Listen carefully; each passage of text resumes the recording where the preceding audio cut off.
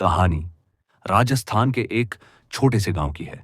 गांव का माहौल उदासी से भरा हुआ है। चारों तरफ लोग रो रहे हैं। आंगन के बीच एक 6 साल के बच्चे की लाश पड़ी है। पास ही बैठी उसकी मां और पिता फूट फूट कर रो रहे हैं। पूरा घर शोक में डूबा हुआ है, लेकिन उसी भीड़ में खड़ा एक लड़का दिखाई देता है।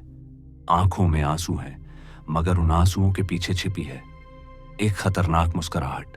जब पूरा गांव मातम मना रहा होता है, ठीक उसी वक्त उसके होंठों पर उभरती है एक शैतानी मुस्कान। कुछ घटनाओं का कारण घटनाएं खुद होती हैं, इसीलिए वह घटित होती हैं। ताने ही मौत है, टॉन्ट और डेथ। गणेश शीशे के सामने खड़ा है।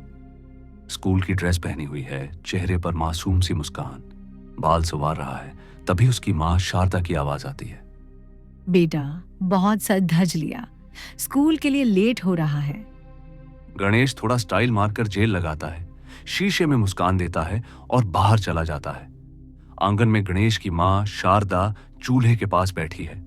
गणेश दौड़ता हुआ आता है और मां के पास बैठता है। शारदा उसे दही रोटी खिलाती है।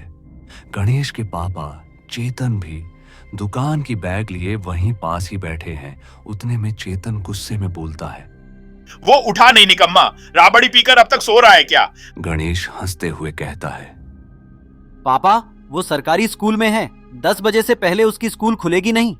चेतन ताना मारते हुए बोलता है, अब तू भी 6ठी क्लास में आने वाला है तो रिजल्ट आने ही वाला ही होगा।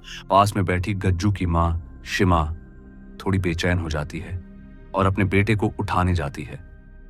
गज्जू कंबल ओढ़े हुए खटिया पर नींद के खर्राटे ले रहा है।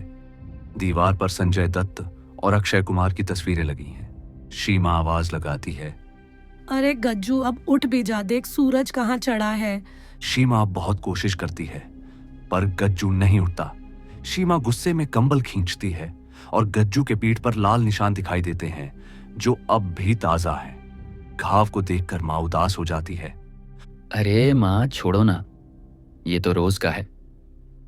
तभी एक फ्लैशबैक आता है।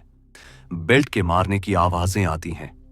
चेतन जोर जोर से गज्जू को बेल्ट से पीट रहा है और गज्जू चिल्ला रहा है, नालायक, तू एक दिन पूरे खानदान की नाक कटवा देगा। पढ़ाई में दिमाग तो है नहीं, बस इधर से उधर पूरे गांव घुमा लो। उल्टे कामों में तेरा दिमाग बहुत चलता है। गज्जू चीखता है, चिल्लाता है, बचने की कोशिश करता है, पर मार जारी रहती है।